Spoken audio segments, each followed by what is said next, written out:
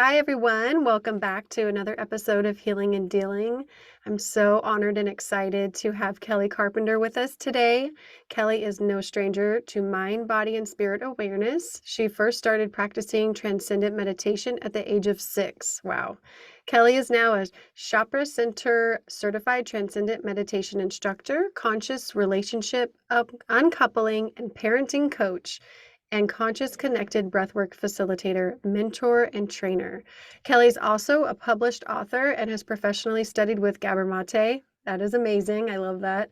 And is the founder of both The Other Side of Average, Therapy for the Soul, and the TOSA method. Is my saying that right? Yeah, Okay, toss perfect. method. Keli has trained and mentored and guided over 100 breathwork facilitators and organized and supported 5 breathwork retreats, graduation training events. Wow, your resume is outstanding. I love it. Thank you so much Mm. for coming on to my podcast and being a part of this journey that I'm on. And with all of my listeners, I know they're going to get so much from this conversation. So thank you. Yeah, I'm really honored to be here. So thanks for the invitation. Absolutely. Yeah, so let's just dive in. I feel like, there's going to be so much to talk about. Before we pressed record, we already had a few things popping up. But I'm always so curious, about you and what led you to this, beautiful journey that you've been on. And like as a child, where were you at? And, kind of like a little bit of a background story. Yeah, absolutely. I often say that my mom brought me to meditation at the age of 6, and I meditated just because I was told to meditate. And, some people have this imagined idea that my mom was maybe some guru and she was really, holding this special Mm-hmm. space, but it was actually quite the opposite. Mm. She was struggling.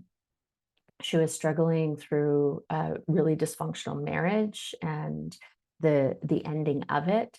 Yeah. She was a young mom, and she had, yeah, her own internal struggle. So my mom was, you know, later in life, we used to talk.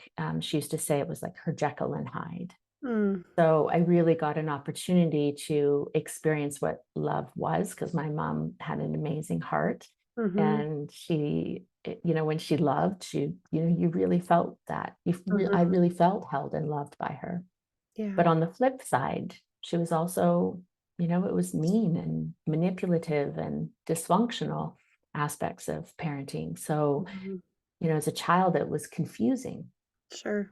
And I am, really I thank her every day for bringing me meditation, because what it did is it afforded me the ability to see that I wasn't the circumstances that I was experiencing sometimes on the outside. Mhm. Like much of that old clinical approach or,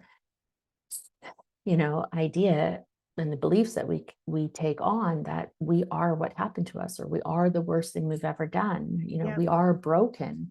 And I could see that I wasn't, because I had that connection on the inside, what meditation gave me. And Mhm. yet I was still living in the struggle of Mhm. it. I could see that I wasn't it, and I was still reliving, these experiences. Yeah. And, I often use Gabor Mate's quote, and it's trauma isn't what happens to you, it's what happens inside of you as a result of what happens to you. And so I was living that. Mhm. I could see that the events, that happened in my life, the circumstances had an impact, but that really the cause of my suffering, what was going on the inside, and that Yeah. I had, the power to choose. And so even as a teenager, I didn't know that it wasn't normal to witness our thoughts Mhm. or to have that witnessing awareness. And I would say, oh, I can only hear myself think for so long and I need to make a change. And it was this ability to witness this pain that I was reliving in, Mhm. the thoughts, and in, and experiencing it even in the body. And yet I wasn't supported around me with, how do I free myself from that? Right. The cause of my strife isn't really outside of me. It wasn't really what happened. It's what's going on in the inside. So Mhm. how do I integrate that? How do I set myself free? Yes. And so when I was 19, I went to a counselor on my own accord. 'Cause, you know, what do we do when we have this awareness? Is we go seek somebody to help us Mhm. integrate it. And I went to see someone, and she saw me as my story. Mm. And I That's was like, wonderful. oh, this doesn't feel good. You know, it was like buying into my victim narrative, Yeah. and you know, my pain. And you know, obviously we all need to be held in our wounds. You know, we need to be really seen there, Mm. but not from a place where we want to stay there. Right. And so really it was at a young age of setting me on a path, because I went back for a second appointment and I was just like, this doesn't feel good. This is Yeah. not my path. And so it was, how do we free ourselves Mhm. from the struggle, from the suffering, from the beliefs, from the pain that we're holding, from these fragments that, you know, and Right. shutdowns, and that we, most people in the world Mhm. today, have had an experience of in some capacity. Yeah. Wow, that's already so interesting, and you're only at 19 years old. It's amazing that you had such a deeper self-awareness at a young age, you know, because I mean, for me, I don't know about other people, but that started coming around, like, 25, 26 in that area when I started thinking like, "Huh, I wanna change some of this stuff," you know, going on. Like, I still wasn't quite there yet, but that's when I started seeking therapy and trying to understand myself better. I'm sorry you had that experience though, the first time, you know? After Yeah. that, what was like what did it? What helped you after that? Um, well, it was just my, you know, curiosity Mm, of, love you know, curiosity. exploring, you know, Mhm. different things. Like, you know, when I was also at my mom became a mom again when I was 14 and then Oh, 18. So when I was a teenager, my mom was amidst having young kids. yeah. And, you know, you're a mom, you know how busy that is. And so Mhm. wasn't really, you know, there and able to hold me the way, you know, Right. I might have needed, or definitely wanted. Yeah. And so, and with that struggle that I noticed that was going on the inside, you know, I essentially ran, you know, like we all, you know, either do one or the other. We stay there for a little Mhm. bit, or we, you know, I need to get away from this. So mine was to get away and move to a Yeah. different city. And so by the time I was 19, you know, when I did go see that counselor, I was living, I was working, you know, I kind of brought myself into the corporate world and achieving, and, you know, doing the working up the ladder kind of Mhm. success that, you know, you're told is going to Yeah. create fulfillment, alongside of that natural curiosity that I had.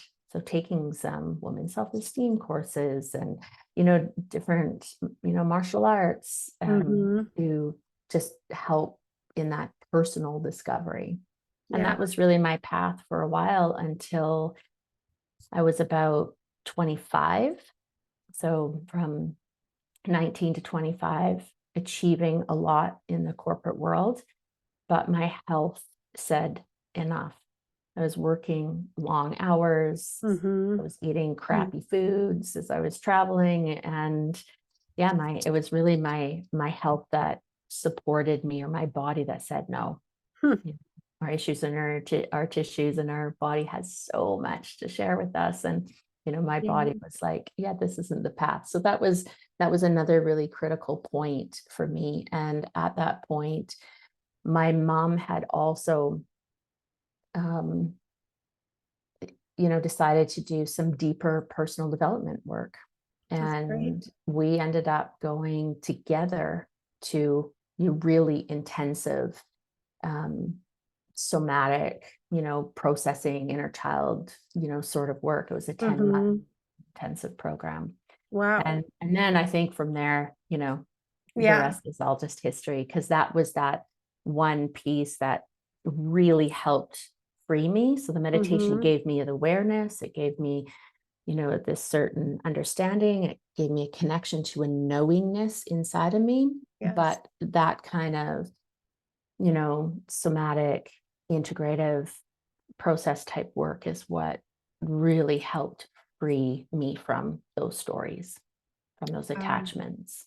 Mhm. That's beautiful. How was it doing it with your mom? What was did you see her, like, go through anything during that? Yeah, yeah. I mean, it was really in very, very intensive work. And so it was supportive for both of us to witness each other. Mhm. Yeah, there were some processes that, she went through in this. I remember this one particular one because, the type of work that we were doing is like even within a large group is standing up and doing inner child work or, Mhm. and she was doing a process around witnessing me when I was young. And the what she said is the light or the grace in me scared her. So she tried to beat it out of me. Wow. And so like this huge healing and That gave me the um chills. yeah, forgiveness and liberation that came through, yeah, this really intensive process. Do you feel like Mhm. you guys got closer after that? Did it Yeah, yeah, a help? lot. That's beautiful. Yeah. I'm so glad you got to experience that with her. Yeah, me That's too.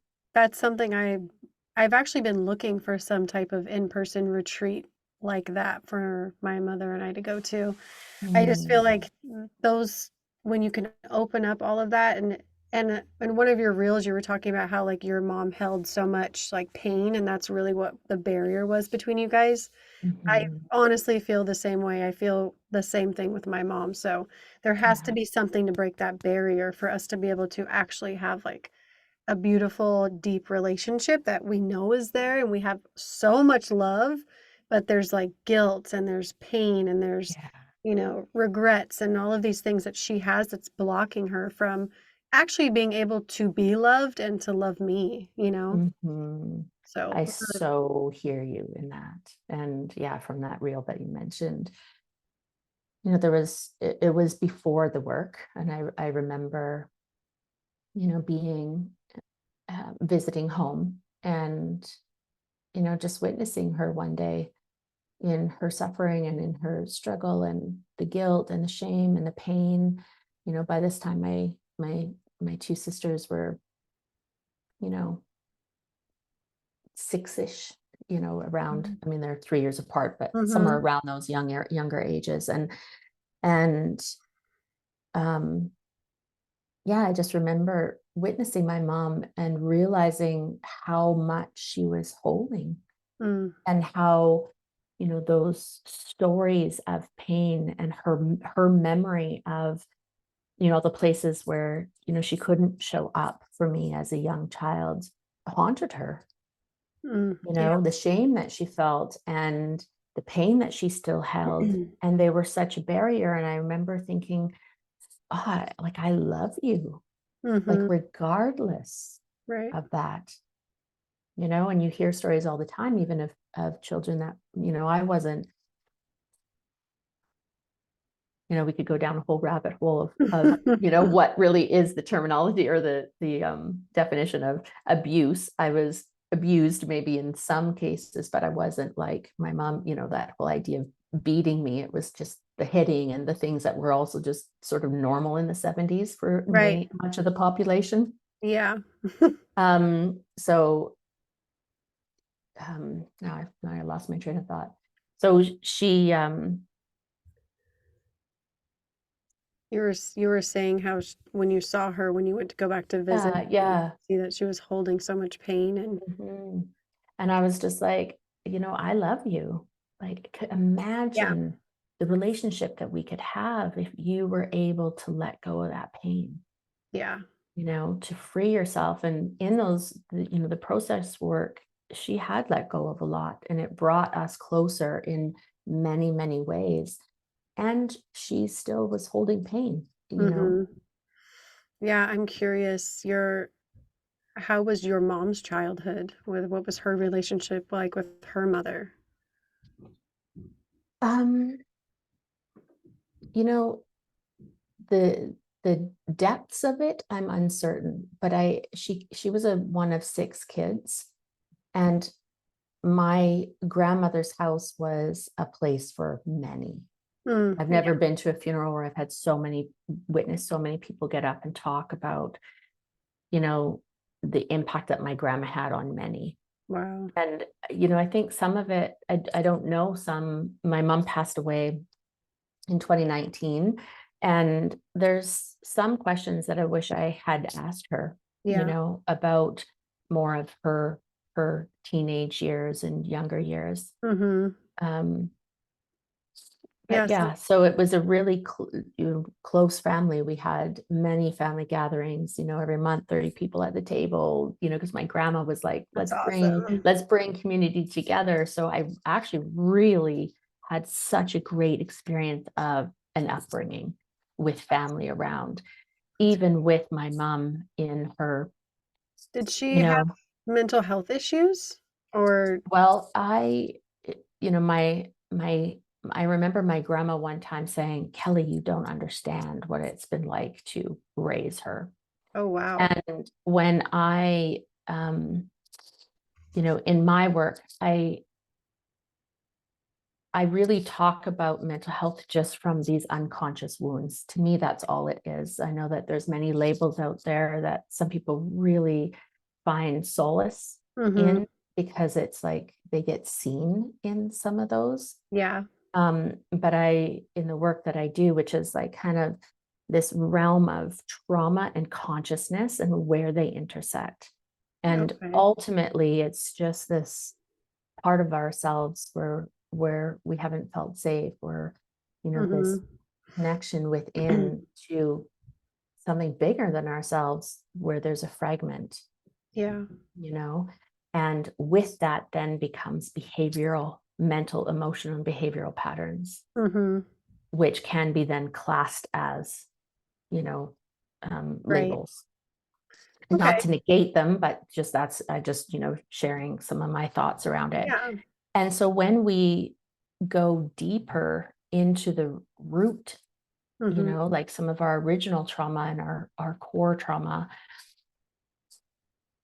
and the needs that were met or unmet, and really work from there, then the behavioral patterns change. Right.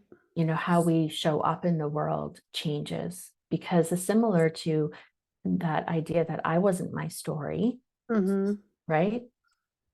People aren't their patterns, aren't the behaviors, you know, on a soul level, Mhm. that person, an individual, felt really connected and whole, and that lives in the center of all of us, naturally the behavior would change. Right. I feel like that's the ultimate goal for me is to Mhm. come back to wholeness, and Yeah. just exactly what you're saying. We aren't our stories, and I think that's so beautifully said. So thank you. Mm. Yeah, it just reminded me a little bit of your mom. Kind of reminded me a little bit of stories I've heard from my husband and like his growing up with his mom and some mental health issues that she had, and it just sounds a lot like it, and that's why I asked that. So Yeah. Yeah. And and oftentimes, right, we marry our our parents in wait, some what are you trying to capacity. say? So, my husband of 18 years, was really similar to my mom. Oh, And, you know, uh, that Jekyll and Hyde, mm-hmm. the times that he was more, here and present and conscious. There's a lot of absolutely fabulous moments about our family and Yeah. about our marriage, you know, and yet the times where he would dip into that more unconscious pain, wounded Mm-hmm. place, you know, just got to the point where, because he made a choice to not get support. Mm-hmm. Um, so even though we wanted the same thing out of our marriage and out of, what was possible for us together, um, he never chose to do the healing work. Wow. And Yeah, so those unconscious places really impact. And if, from a, looking at behavioral patterns, you could be labeled as borderline personality or a number of different, Mhm. sort of mental health, um, Yeah. yeah, Are you labels. And, you know, and really it's just this part of him that is carrying pain. Yeah, I was just gonna say that. Yeah. And I think for men, sometimes it's a little harder for them to let that go and, like, do that healing work from what I've seen. Are you still together, may I ask? No, You're no. not? It Okay. finally, because like I even at the beginning when we married, I could see that I had already done all of this, Yeah. development work. And so I could see the wounds that he was carrying. But I asked him right at the beginning, even before we dove really into the relationship, like, how willing are you to do the work? We met at a personal development workshop. Oh, wow. And he said yes at that point. And And you were married for we 18 years? yeah, and we really wanted the same thing. And it was about, let's see, it was about 10 years in or 9 years in that I said, we're not going to make it unless, you know, we get some help Mhm. with this, unless you do some work. And the desire was there because, again, we wanted the same thing, but it got to the point where, I couldn't, his Wasn't words, enough. we've talked about this. We even, spoke a few days ago, like the proof is in the pudding, Mhm. right? It doesn't matter how much I know that we're on the same page in reference Yeah, to that and you want the same thing. You either do the work or you don't do the work, yeah. and get the support or don't get the support. Um, and I've asked him over the years, like, why, when his family and our marriage was the most important thing to him, like Right. he really, um, Did he give you an answer? yeah, it's just that he doesn't know why he didn't choose, but he didn't choose, and every day he has regrets of what he what was lost as a result of him not choosing. How long has it been since you guys separated or divorced? Yeah, we ended our marriage in 2018. Okay, so there's been some time. Yeah. Ha Hmm. have has he still stayed in the same kind of He mode still he's been in? struggles. He Okay. still struggles with his, emotions, Yeah, with believing the thoughts that, he's thinking, with his attachment to the pain and the story. Hmm. it's so interesting, Kelly, how you just explained 2, like, monumental relationships in your life, and they mirror each other. Hmm. Wow, that's Yeah. but, like, you've had to navigate all of this. I can only imagine the growth that and, like, the real, like, I don't know, there's no other word for it besides grit in my head right now, like, Yeah. what you've had to overcome, having to manage not only your emotions, but other people's and, Hmm. like, rock the boat, like you've said, you know what I mean? I commend you, like, you've been through a lot, and no wonder you are so educated on all of these subjects, and I'm so I'm so interested also to see more about the breath work and, like, how that helped you break free from all of this, and Mm. now after your mom passing and within a year of each other, you ending your marriage, like, what has happened since then? Like, what kind of growth has happened? Mm. Really great question. I I mean, I haven't stopped growing. Well, that's um, good. and it was really, for me, before becoming a mother, I knew the kind of mother I wanted to be. So Yeah. diving into removing, or at least to a great degree, the Mhm. blocks, really redefining all those things that define me, really deepening my healing, Yeah. so that I because I had that ability to see as a child, and I knew what love felt like, and I knew what love didn't feel like. And Mhm. I was not willing to bring children into the world without really coming to a different place myself. And so, it's probably one of the things that, um, outside of just being the change, Mhm. doing the work for me, it would be my greatest dharma, or, my gift is the parent that I am. And I have 3 children, and my eldest will be 14 next month, and then have and that's a boy, Mhm. Corbin, and then Dakota, he's 21, and Gaia, my daughter, she will be 19 in November. Wow. And so, they kind of had an upbringing similar to me, only I had that Jekyll and Hyde in one parent, Right. and was, a single parent. She was married 3 different times, so many times it was just her and I. Mhm. And then, um, and my kids, had their own experience of trauma through, their dad, and some of the deep dives that he would, go through in his mental, emotional Yeah. instabilities. And really, after my mom's passing, and, my husband, our, ending of our marriage, it was me just being in a place of really supporting my kids Yeah. through their own unraveling of some of those Mhm. places in their past. So we were all still living together, and of course then COVID hit, and that kept us all living, Yeah. the 3 kids and myself. And so it's really been an absolutely incredible journey, more for the 4 of us, Wow. in that healing and releasing some of what that was for them. My kids all do this work. They were raised right from young with meditation, breath work, inquiry, all the teachings. And That's so so cool. they have a lot of awareness themselves, and they were still Mhm. carrying some things. So it's been a really beautiful journey for us. And it really feels, ah, especially in this last year, just quite free. Mm. That's Mhm. beautiful. Yeah, it's like a releasing of a lot.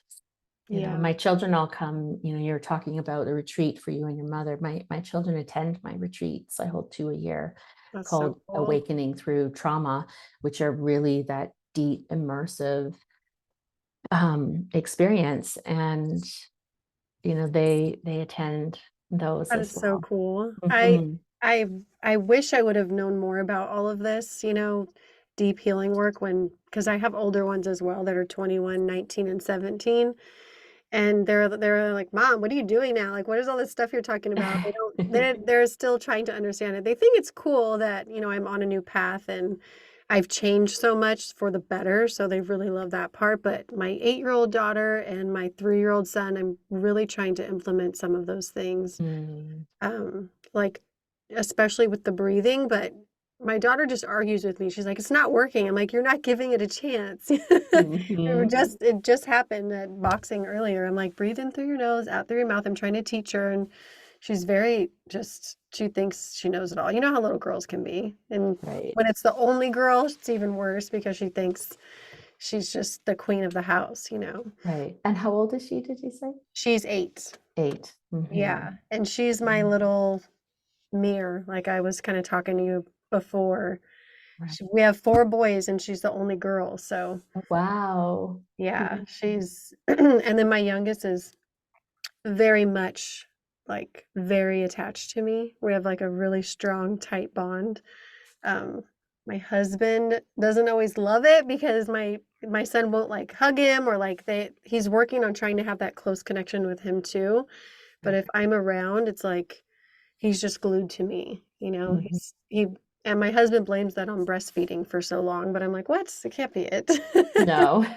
I'm like, "We just have a really strong bond?" And it's crazy because my hardest pregnancy was with him. I struggled a lot with depression during that pregnancy, and just I was not planning on having another child, and I was ready to get my career going, and it was like, oh my gosh, I have to do this all over again, you know? Right. So Yeah. it was a really difficult pregnancy, his personality kind of shows that. He's a little bit more, like, anxious than my Hmm. other children and a little more I wish I would have known much more about Right. calming my nervous system and breathing through things because I would have done things a little bit differently, you know? Yeah. And, I often say in working with mothers that, things, well, I mean, just in general, us as humans, we regulate our nervous systems off of each other. Mhm. So, as you already mentioned with him, and more in the utero is things are imprinted vibrationally. Yes. Even how the anxiety or stress that you might have been experiencing, they do Mhm. experience, as already alluded to. Yeah. And it's imprinted vibrationally in the womb, emotionally, um, in the first few years of life, 0 to 7, and then, Mhm. 7 to 14, it's more mentally, and then like 14 to 21, more physically. And, Yeah. here we, become adults, and we Mhm. think that we're, an actual adult in the world, and we're just imprints from our childhood. Yeah. And it's one of the questions I get asked most from parents is, "Oh, has the damage been done? Is it too late?" Oh my gosh. And I I think that all can, the time. yeah, and I can say with an absolute resounding yes, it's possible. Like, it's Mhm. not too late. You alluded to, or I did when I was, 19 or 20 and looking at my mom. Um, if your mom at this age all of a sudden became more conscious, Right. more aware, was able to let go of some of her pain on the Mhm. inside, and her nervous system was regulated, how would that impact you? Yeah, that's so, so true. It's definitely not too late. Yeah, it's not. Yeah, if my mom did she actually made a statement to me, and she was like, "I've done all the healing I can do." And, that's a very defensive person talking who's got their wall very high up, and I Mhm. just felt kinda sorry for her in that moment because I want her to experience freedom from that pain that she holds and to actually feel love, you know what I mean? Absolutely. Yeah. I think that's our ultimate purpose, is to love and be loved without condition. Yeah, exactly. Yeah, and And we all then have so many barriers to that, to being yes, loved and loving. and I think that, like, she sees the work I'm doing, and she listens to my podcast, and at first she'll probably listen to this one, but, this hopefully will show her how much I do love her and how much I want for her. We live together, so, I mean, she's Uh, just upstairs right now, but there's still, you know, there's just there is a wall up, and I know it's that. Excuse me. Um, so maybe we'll be at your retreat, Kelly. That would be yeah, the next one's awesome. in January. Yeah, Oh, it's January. coming up. In That's great. Mexico. In I Mexico. I meet with, a spiritual coach, I guess you can call her. She's, like, does many, many things, but her name's Melanie. Um, she recommended she's like, "You need to go on a retreat with your mom, like, it's going to be so powerful for both of you because she read my mom and she read me, and, so that's on our list of things we need to do, like, that would Great. be amazing. I feel like Yeah. she has so much our parents let me start here. She got very upset with my first, like, story episode about my life because a lot of it had to do with the trauma I endured with her, Mm. and she was really mad for, like, a week, and she didn't say anything, though. She's very passive aggressive or she's upset, but she won't say it, and then it came out, and she's like, didn't like the way I told my story, and I'm like, "Mom, this is what happened to me, and it's nothing against you," and I even when I talked about her addiction and how it impacted me, I always said, like, we still had a great bond. We still loved each other, And, like, Mhm. I never that's why I was so shocked when I found out at 12 years old that she was an addict, because I was like, "There's no way. She's superwoman," you know? Like, Yeah. I wouldn't believe it. But Mhm. yeah, she was really defensive about that, and then weeks went by, she started to soften a little bit, and she said to me in the car, she's like, "Maybe I'll come on your podcast sometime." And I was like, "What? Yes, of course." And she was like, "I really wanna talk about my childhood and the generational trauma that's happened." And I was like, "Oh my god, mom, you are speaking my language, like, let's do it." Yeah. Because that's where it stems, and that's what I was going to say is, like, we don't understand what our parents went through, you know what I mean? Mhm. And so that's why there's so much forgiveness there, I think, and Mhm. from my perspective. But yeah, she had a really hard childhood. Not a lot of love, a lot Yeah, of fighting, domestic violence, alcohol. So, I mean, when you don't have the tools, what do you expect when you have kids? And, it's like absolutely. she did Yeah. the best she could with what she had. I truly believe that. Yeah. I truly believe that about my mom as well. Yeah, Yeah. and I think she has a lot of more years left in her, so we need to make this, like, the best Oh, well, relationship we can, you know? yeah. I'd love to have you both. There's one of the workshops that I do. So in the 5 days, twice a twice a day, there's a 3-hour block where we do really immersive, process work, Mhm, inquiry, and we always end with a breathwork session, which is a very somatic mhm. process that allows us to release things cellularly. I love And so there's two of those a day. And one of them is, some deep forgiveness work. There's some inner child healing work. There's a beautiful. healing the mother wound. We really kind of explore some of that. So yeah, it's Yeah, I think both of us need that because she even talks about how when she did her work through addiction, she did the 12-step program, that's what worked for her, changed her whole life, but when she got to the step about, like, her childhood, I think I don't know which step it was, but I know something came up about her mom big time, and she was like, "I've always put my mom on this pedestal and thought she was, like, a goddess, but in all actuality, like, that's where my trauma is." So, it's like she was shielding it Mhm. with that, so Yeah. there's a lot of work to be done, for her if she's willing, Mhm. of course. Mhm. And I'm kind Mhm. of just, like, leading by example, and Yeah.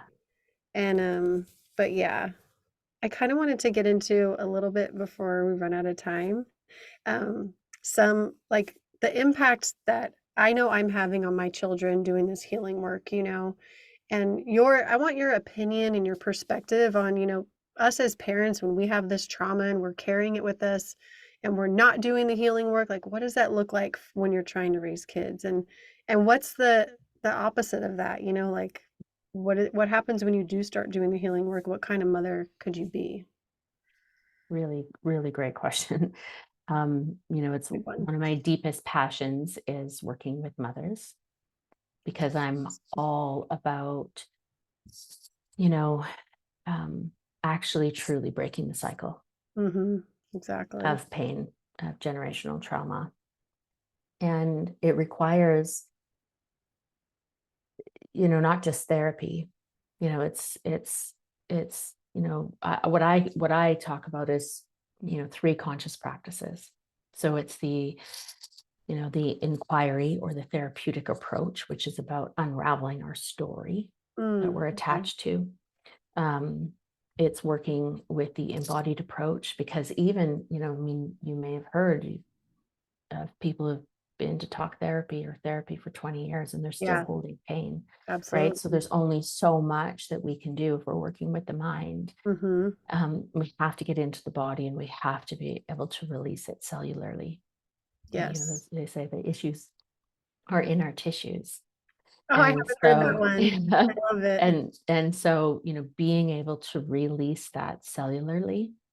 And then I work with the third approach is the karmic approach, which is more that spiritual or consciousness approach of the wholeness that lives within us. And if we Mhm. look at our original trauma, it's a belief in our separation from creation, God of your understanding, whatever that is for each individual. Yeah. And when we work with that holistic approach with all three, Mhm. miracles happen. We really do truly set ourselves free I bet. from the pain that we're holding. Yeah. And so as a mother, it oftentimes I'll talk about, the guilt or some of these things that as mothers, and we start to develop some awareness Mhm. of the behaviors in which we might show up or act in a certain way, or we're triggered in a certain way, Mhm. and we have an awareness that we don't want to act in that way. Yeah. First of all, that's key. Awareness without that, change doesn't happen. And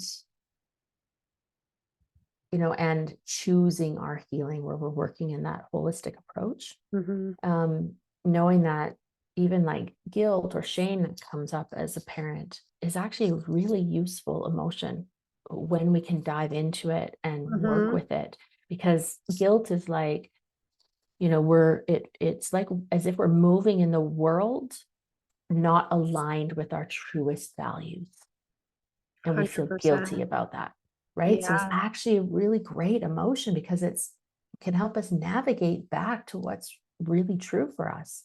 The shame, the same thing. If it's, if we feel shame about maybe some of the ways in which we've parented, it's a really, again, useful emotion. And again, those emotions, there's always 100% of the time a gift on the other side, but we have to learn how to work with emotions somatically. Mhm. Otherwise they either get stuffed or we're constantly processing them. Yeah. You just So made, there's like, a direct example pop in my head with that, with, like, when I yell at my daughter and instantly feel guilty, the beautiful gift does come because I can say, "Gosh, I'm so sorry I yelled at you, Blue," and Mhm.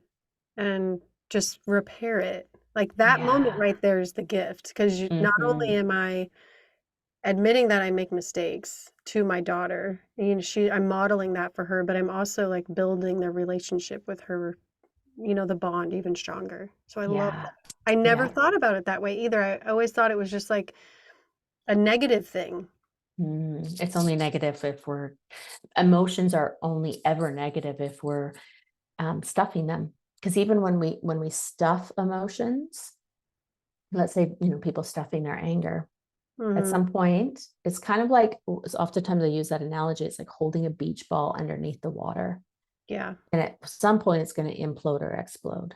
Yeah. So even when we stuff any emotion, it comes out in a way that is more destructive or hurtful.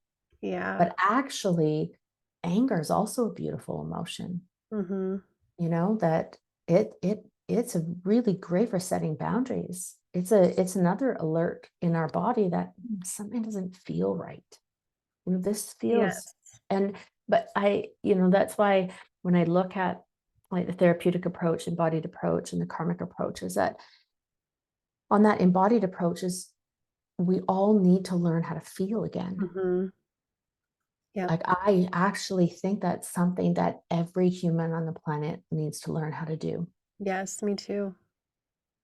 To how do we actually not just constantly process our emotions or stuff them? How do we Mhm. actually allow ourselves to feel them in a way where we can receive from them? Because there's not a single emotion that is bad. It's, oftentimes we say it's like emotion, it's energy in motion.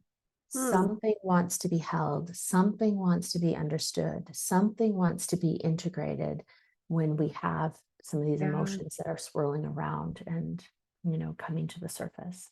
Would you say that somatic work, like, really can teach you how to feel it in your body? And because I know Mhm. the first time I started learning about somatics, it was like, "Oh, I can feel that in my chest," and I never noticed it before that until you actually pay attention.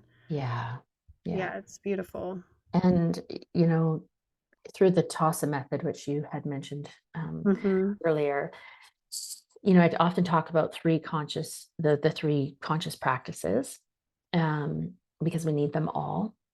Lots of times people start working with somatics and maybe some things come to the surface, even in breath work, it's quite, it's Yes, an amazing tool, but, that can crack people open and then they don't know what to do with it. exactly. Right. So Yep. then we need that holistic approach in order to really, work with our healing, or conscious evolution. And yeah, it's So, just to rewind a bit, because I know it's easy to get off track with this stuff. It's like you can just talk about, I'm like so interested in emotions now. I want to go on with that, but I with the want to go, moms. yes, I want to go back to that. Like, what impact does that have on your children when you do the healing work?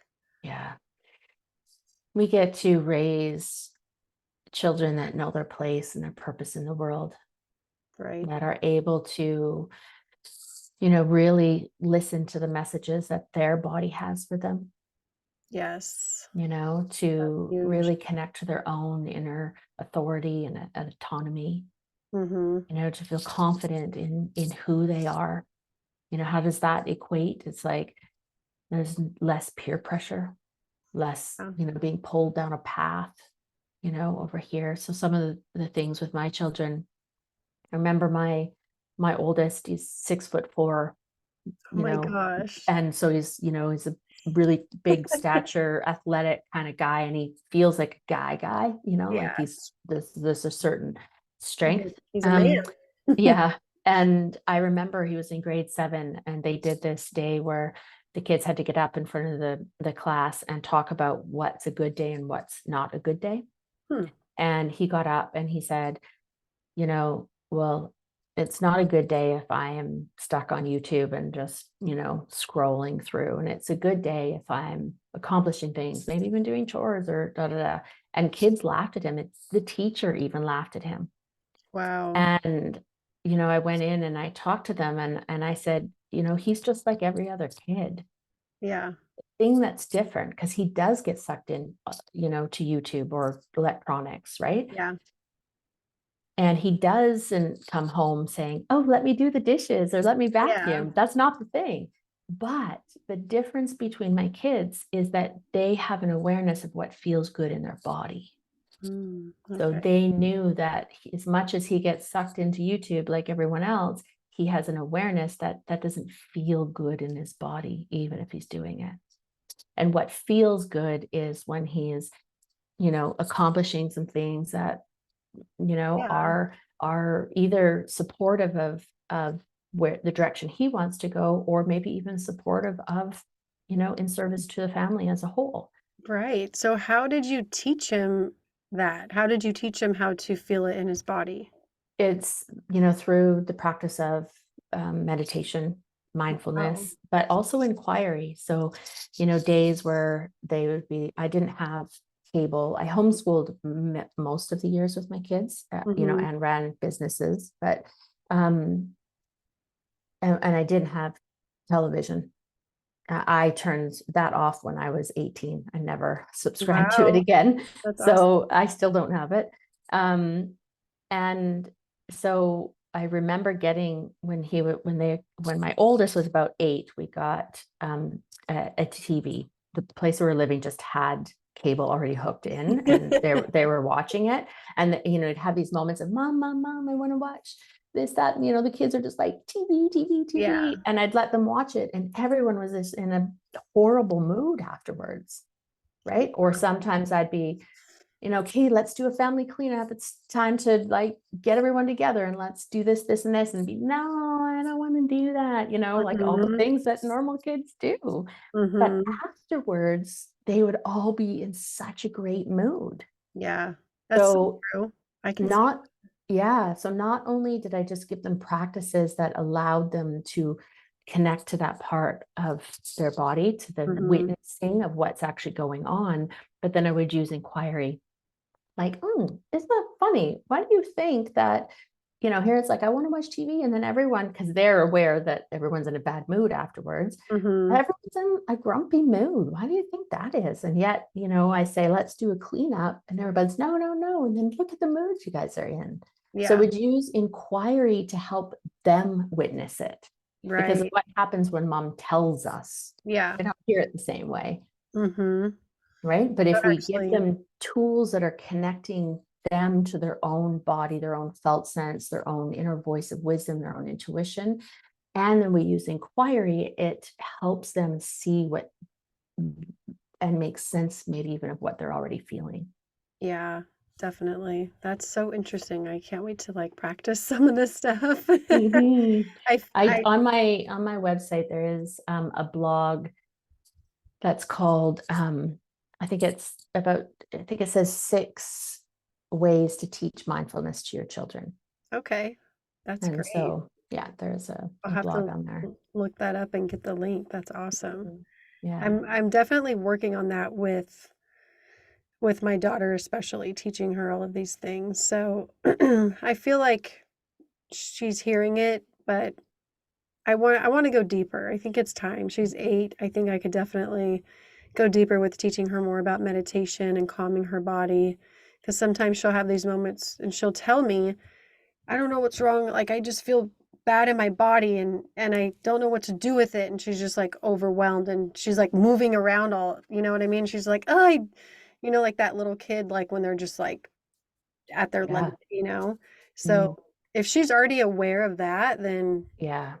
there's And what you can do then as a mom is like meet her there without trying to fix it, right. without even trying to, understand it too much, but just, Uh-huh. oh, I really hear you, honey. Tell me more about that. And like the more that you can just be, so remember, nervous systems, we regulate Mm, off each other. So the more that you could just drop in and really meet her and really see her in yeah. that moment, the more and use some inquiry, like, oh, tell me more about that. Yeah.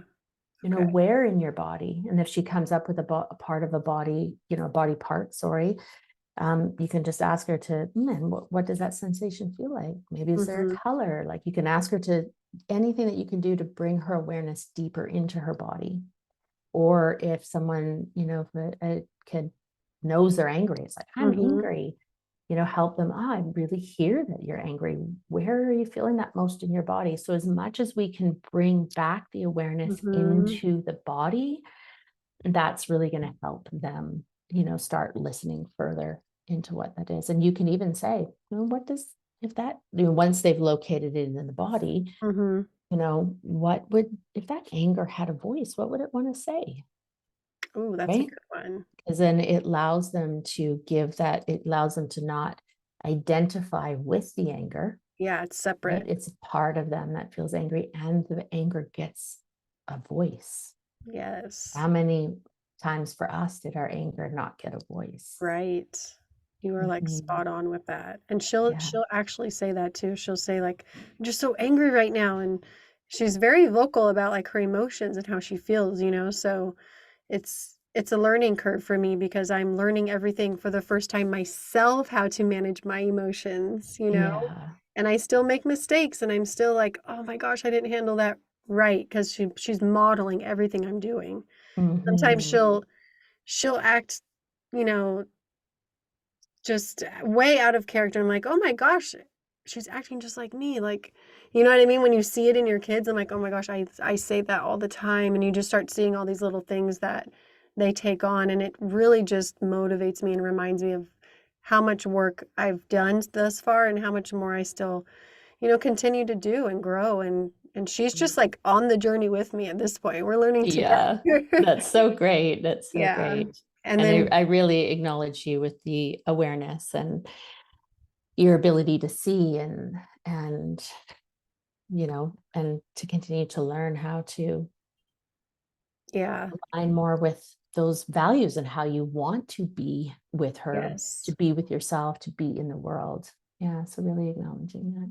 Yeah, there's so much more to dive into, but we only have an hour. So Yeah. I don't want to let you go. I honestly don't. Like your energy is amazing and I feel like I could talk to you forever and I know we're going to connect again after this, whether it's retreat or like the parent coaching stuff. I'm super into that and always open for advice because sometimes we're struggling over here.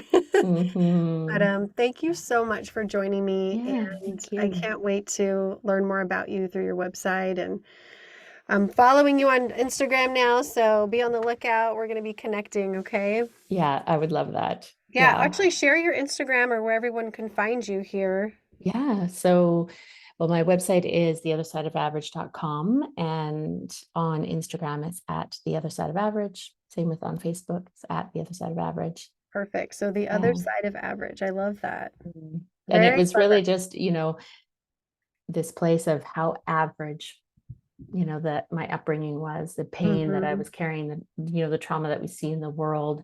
And the tools that I teach and that I've practiced has allowed me to meet those in a place that was on the other side of average Yeah. and really integrate them.